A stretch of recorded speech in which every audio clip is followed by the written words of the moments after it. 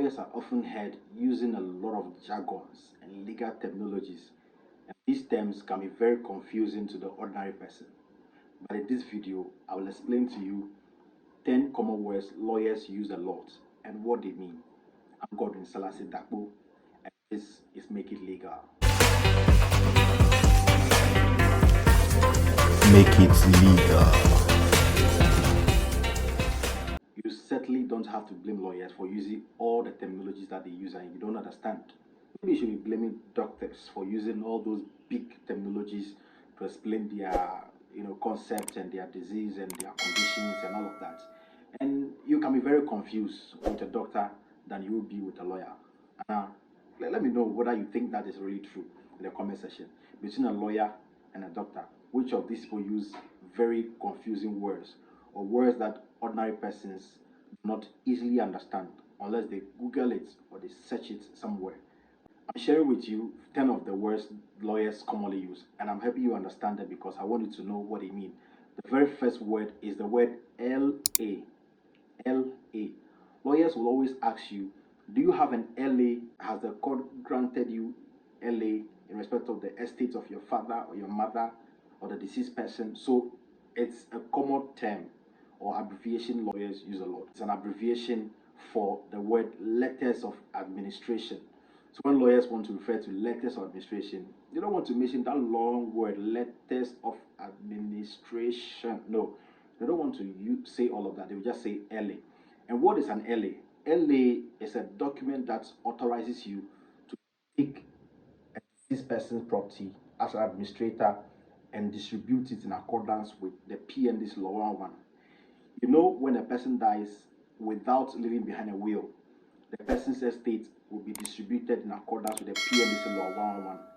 If you have not watched my video on what happens when you die without a will, watch watch that video. So that is the first word for you. That is what?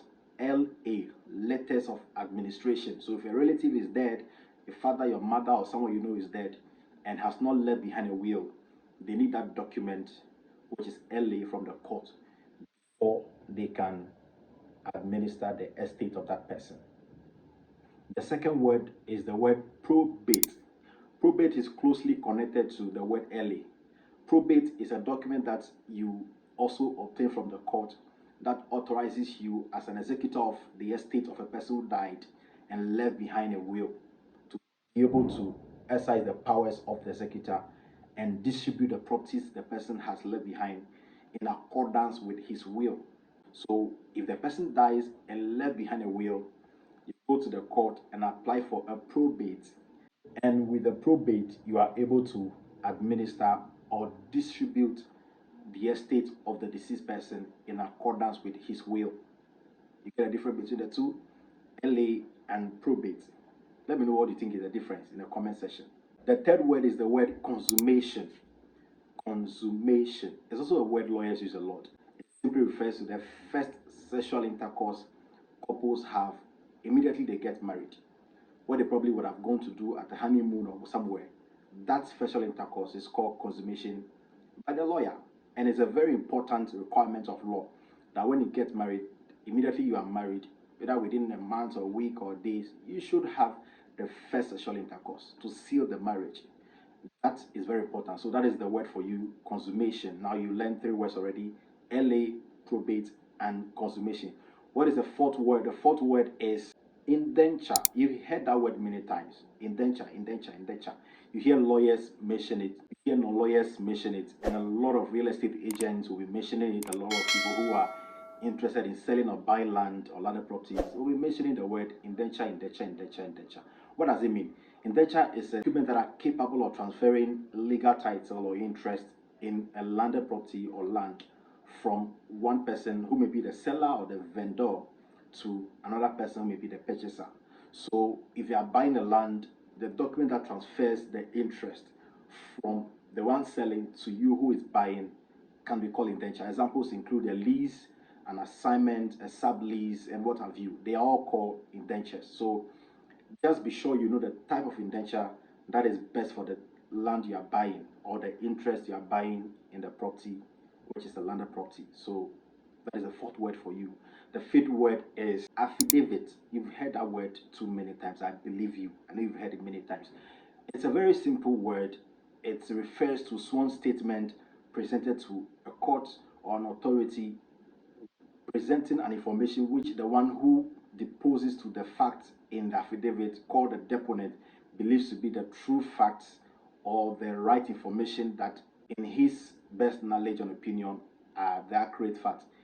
You usually use it in court proceedings to submit an evidence you want to send to the court or something you want to communicate to the court and the court should rely on it. So you are swearing an oath and saying those things and you put them in an affidavit before you present it to the court. I have to clarify these words because people oftentimes confuse affidavit with statutory declarations. Now, when you are about changing your name or you have gotten married and you want to change your name as a woman to your husband's name or your surname to your husband's surname, you don't use an affidavit to change it. You use what we call statutory declaration.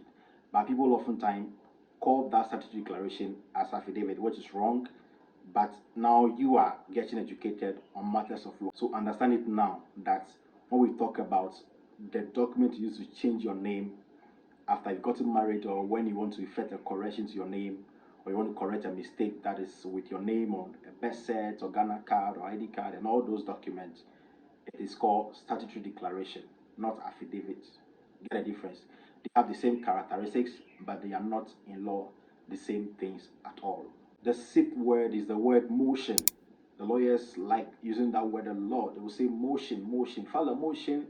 Have you filed a motion on notice? Have you filed a motion ex parte? They use that word a lot. Motion here, motion there. What does it mean? When a lawyer says motion, he's simply referring to an application you make to the court to make a request or to say a prayer or ask for certain things to be done. It's an application you make to the court. So the word that can rightly replace the word motion is the word application. So you apply to the court. Simply means you file a motion, either on notice or motion ex parte. When it is on notice, it means that the other party will be served with it and will be aware of it, and then he will respond to it. But if it is not on notice, then it may be called ex parte. And when it's ex parte, it means the other side will not be aware of it. You will not serve him. You'll go to the court alone. The court will hear you and make a decision either to grant that motion or use it. That is it. So that's the sixth word for you. The seventh word is the word writ of summons. Writ of summons. So it's also a word you hear lawyers use a lot.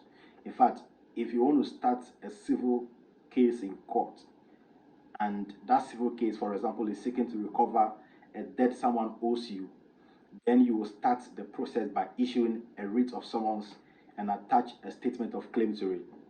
It's also a document you attach to the writ of summons before you serve the other side.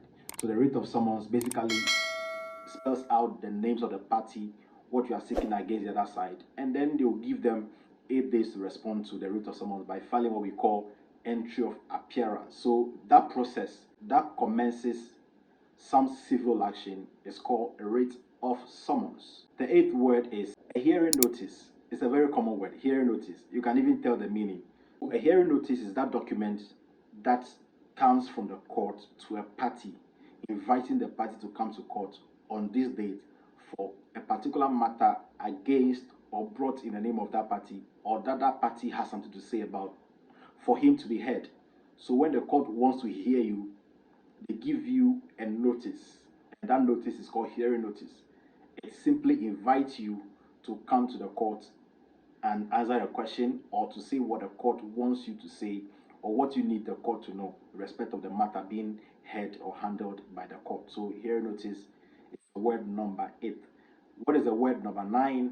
The word number 9 is pro bono or low bono. You've heard that word too maybe before, because some of you like to ask lawyers to give you discounted fees for their work. When they give you a fee which is discounted, it is maybe the fee the lawyer is supposed to charge you 100,000 Ghana cedis, but the lawyer decides to charge you 10,000 because of your inability to pay the 100,000, because of your unique circumstances and all of that.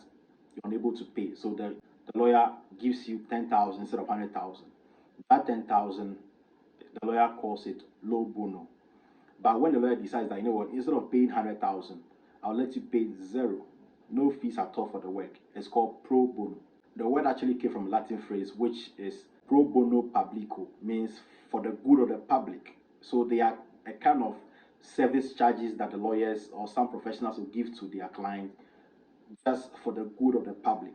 The person deserves to be defended but cannot afford to pay the lawyer to defend him. So the lawyer may say that for the good of the public, I'm coming to defend you with a low bono basis of fee or pro bono basis of fee. So for the good of the public, pro bono publico. The last word, and certainly not the least, is ADR. You might have heard that abbreviation before. It's also an abbreviation which stands for Alternative Dispute Resolution. Alternative Dispute Resolution. They are a collection of mechanisms that are used to resolve dispute other than going to the courtroom or engaging in litigation. We have three types basically. We have what we call arbitration, mediation, and negotiation. They are the basic ones that form part of ADR. ADR could be privately arranged, that is between the parties appointing their own arbitrator or mediator to resolve the dispute for them, or they have a matter which is pending in court and they want the court to help them resolve it by ADR. So they go to what we call court-connected ADR, and an arbitrator or mediator is appointed by that system to ensure that the matter is resolved between the parties, and whatever settlement they arrive at is filed before the court as a judgment or an award and can be enforced as if it is a judgment of the court. So those are the 10 common words you hear lawyers use a lot. I believe you've heard them before, and I want you to share with me what you think those words meant the first time you heard them, either being used by a lawyer or by some other persons. What do you think they meant? Share with me your comment in the comment section. Which of them really was a surprise for you to know what it really means? And please, if you are yet subscribed to the channel, we encourage you to do so. Subscribe to Make It Legal channel and like this video. And please don't forget to share it to your friend. And thank you. See you in the next video.